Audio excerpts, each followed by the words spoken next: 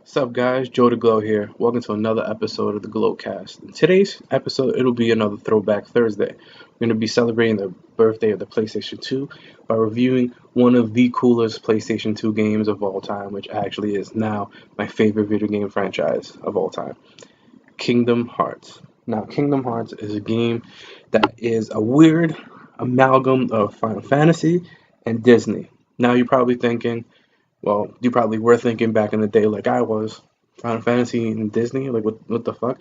How do you have people with with these weird ass like outfits with zippers and chains and shit on it, looking all dope with swords, like blasting weird monsters in the face, and Mickey Mouse and friends just like fucking around? Like, no, like it sounds weird, but trust me, after you play this game, you're not gonna be thinking that at all. It is one of the coolest video game collaborations of all time. It's got multiple awards. It's like a cult, has its own cult following. It's amazing soundtrack, amazing visuals. Like, look at this. Like, this shit looks on point for a game that's 15 years old. This game is pretty damn lit. Now, it's definitely an interesting game because it follows a 14-year-old boy named Sora, which is this guy right here with the brown hair, and it's about his journey throughout the different worlds. Yes, worlds. There's not just like one big place. You go to different worlds, like Disney World's trying to save people, and he's looking for his two friends, Riku, the guy with the white hair, and his other best friend slash love interest, Kairi. And this game is very interesting as it deals with like light versus dark, the strength of the heart, friendship, never giving in, all that cool motivational stuff, which is what I really like the most. Now, as I said, this game is an amalgam of Final Fantasy and Disney. So you have Final Fantasy characters like Squall, aka Leon. You know, everybody knows Leon.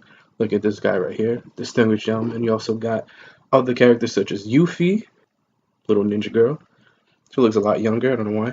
Fan favorite Cloud, which is big ass broken ass sword, looking all dope and shit. You also got Titus. They made him a little kid. They made him like 8 or 9. Now you have some Final Fantasy characters, other Final Fantasy characters such as Moogles, which they play a role with items only. But now the Disney characters, you have Cinderella, you got Snow White, you got Ariel, you got Winnie the Pooh, you got obviously Mickey Mouse, Minnie Mouse, you got Maleficent, this little bitch right here. The cool part is you even have her fucking dragon form, which is fucking dope. That was a cool ass fight. Yeah, it's a boss fight. It's dope as hell. A bunch of other characters, right? And also got original characters, Sora, Riku, Kairi. Got Jiminy Cricket right there. As you can see, Donald and Goofy are like one of the main characters as they join you on your trip around the different Disney World. Like you have Hercules World, you got Tarzan, Agrabah, Monstro, Atlantica. My favorite, Halloween Town. You got Neverland, which is pretty dope, and you got some original worlds and whatever. So right here you can see in the background that Donald and Goofy join Sora on his journey to find his friends, and he goes through different worlds, fighting different enemies, taking out Disney villains like Captain Hook, Oogie Boogie, like some of the like Hades from Hercules World, and stuff like that. But the cool thing is that while he's on his journey, Sora's chosen by this mythical weapon called the Keyblade, and for some reason it makes this kid super powerful. Like, look at that. He was about to get blown back. He blocked it. He said, "Fuck out of here," and just deflected that shit into the wall like a badass.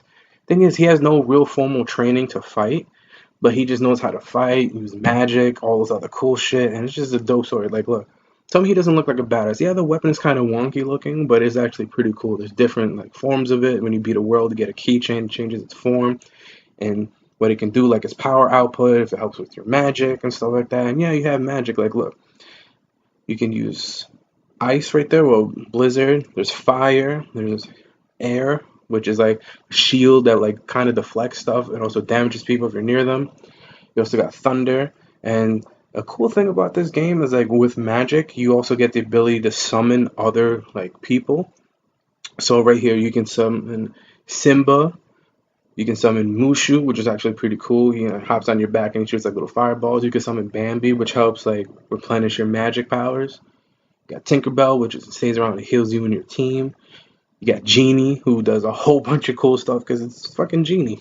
But one of the coolest ones is definitely Simba.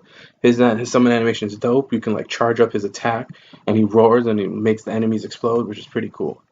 Speaking of enemies, what's going on right here on the screen right now is Sora's fighting Heartless, which is the main enemy. They're basically these creatures that are from the darkness, and they eat the light in people's hearts. So if somebody's like evil and their heart falls to darkness, if they lose their heart, like if they die or something, their body becomes a heartless, which is what these guys are fighting, and they go around the different worlds, fucking things up, trying to kill people, get more. It's a whole big thing. So on his journey of trying to find his friends, Sora gets mixed in to all this just because he was chosen by the Keyblade. So he gets to fight Heartless and whatever, and like I mentioned earlier, Disney villains such as Maleficent, Captain Hook, Oogie Boogie, and in their own respective worlds, they control the Heartless, and then you got to fight them up. No, fight through the Heartless. You save the people of that world. Then you fight the boss, which would be whatever Disney villain or a giant Heartless or something, and you go about your day. Another cool thing about this is that it's also a very much deeper story than that. The whole lore behind it is that Kingdom Hearts is an actual place, not just the name of the game. So Kingdom Hearts is this giant door that lies between the realm of light, which is the regular world, and the realm of darkness, where all the evil like comes from, like Heartless and enemies in future games come from, and all that. So Sora's friend right here, Riku, falls to the darkness and gets his body taken over by this guy right here, Ansem, the main villain of the first game. Well, yeah, we'll leave it at that. I don't want to spoil anything. So he's the main villain of the first game, so he's the end all be all for Kingdom Hearts 1. So when you go through the different worlds, you find your friends, you actually find Kairi, you bring her back to a safe place with Leon and them in a safe zone type world, if you will. And then, you, Donald and Goofy, take the fight to Ansem, go try to save Riku and King Mickey. Yes, I said King Mickey. Mickey Mouse is the king of the realm of light because, Disney, he has to be the king of some shit, he has to be the main top dog. He's fucking Mickey Mouse. You can't just shaft and be like, oh yeah, you side character. Nah. So here you can see that that this is one of the final bosses. One of like the final 10, because like the end of the game is like it's like literally like in a row, like about 7 to 9 boss fights straight.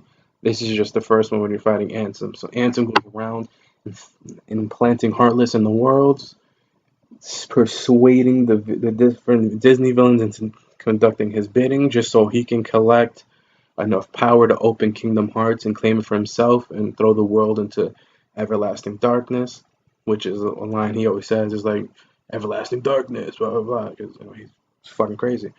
But as you can see here, it's actually not that bad of a fight. The game is fairly simple. You can see a very simple command menus: attack, magic, items, and summon. You can see his health bar right there. See yours, Donald, Goofy's. The green, obviously health. The blue is, magic, duh. And it's actually a very simple game to get into gameplay-wise. The only thing that makes it kind of a problem is, I don't know, it's just not as responsive. Then again, it's a PlayStation 2 game. They're not going to be like on point like a PS4 or Xbox or whatever. So it's fairly responsive, but it's like that's the main menu. There's only 4 things you can do. In other games, it expands. You can do a whole bunch of other stuff.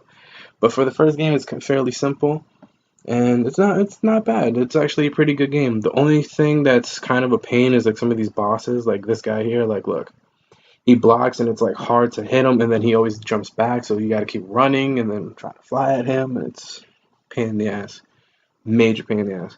That's actually one of the few gripes I have with the game. Other than that, the game is pretty much perfect in my opinion. I love the game. It's awesome. Soundtrack is on point. The character models are dope. The story is deep, and it's actually very touching. Like, yeah, I'm not trying to sound soft or anything, but it's actually a touching story about friendship and stuff, and it's pretty dope. A lot of games preach like, oh yeah, my friends and my pop, whatever. In this case, it's a little different. This kid literally wanted to save his friends so bad he was chosen by a mythical weapon to save not just his friends, like, but to save the world. Like, he's just a kid. And he's just chosen because he has a pure heart. There's a whole backstory as to why he was actually really chosen, but that's like for another video later down the line. But the cool thing about this is, like, when you beat a boss, like, look at that slow-mo thing is actually pretty damn cool. But other than that, this game is actually pretty lit.